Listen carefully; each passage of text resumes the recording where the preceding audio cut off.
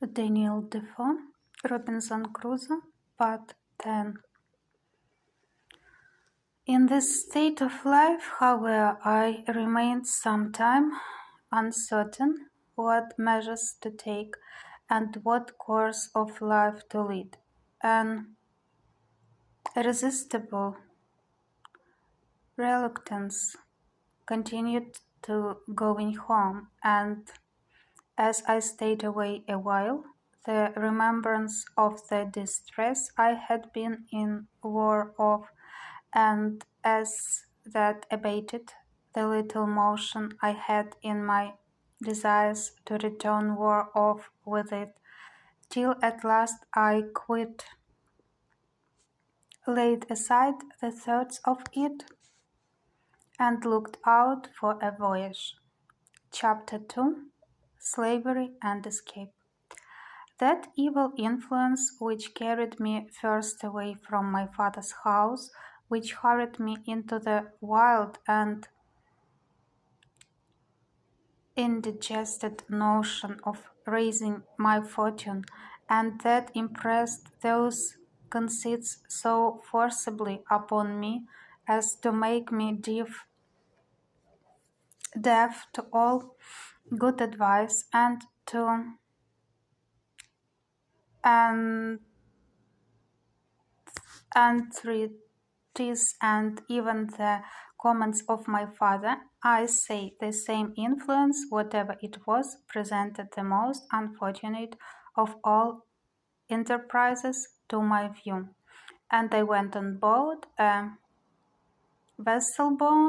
bound to the coast of Africa, or as our sailors vulgarly called it, a voyage to Guinea. It was my great misfortune that in all these adventures I did not ship myself as a sailor, when, though I might indeed have worked a little harder than ordinary, yet at the same time I should have learned the duty and office of a foremast man, and in time might have qualified myself for a mate or lieutenant,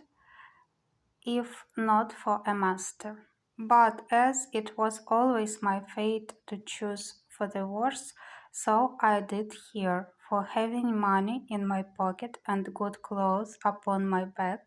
I would always go on board in the habit of a gentleman.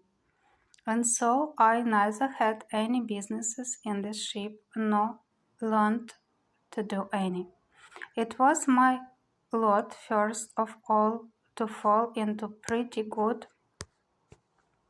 company in London, which does not always happen to such loose and misguided young fellows as I then was, the devil generally not omitting to lay some snare for them every early, but it was not so with me. I first not acquainted with the master of a ship who had been on the coast of Guinea, and who, having had very good success there, was resolved to go again. This captain, taking a fancy to my conversation, which was not at all disagreeable at that time, hearing me say I had a mind to see the world,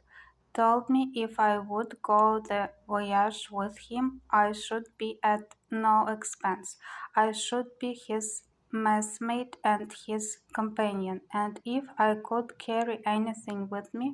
I should have all the advantage of it that the trade would admit, and perhaps I might meet with some encouragement.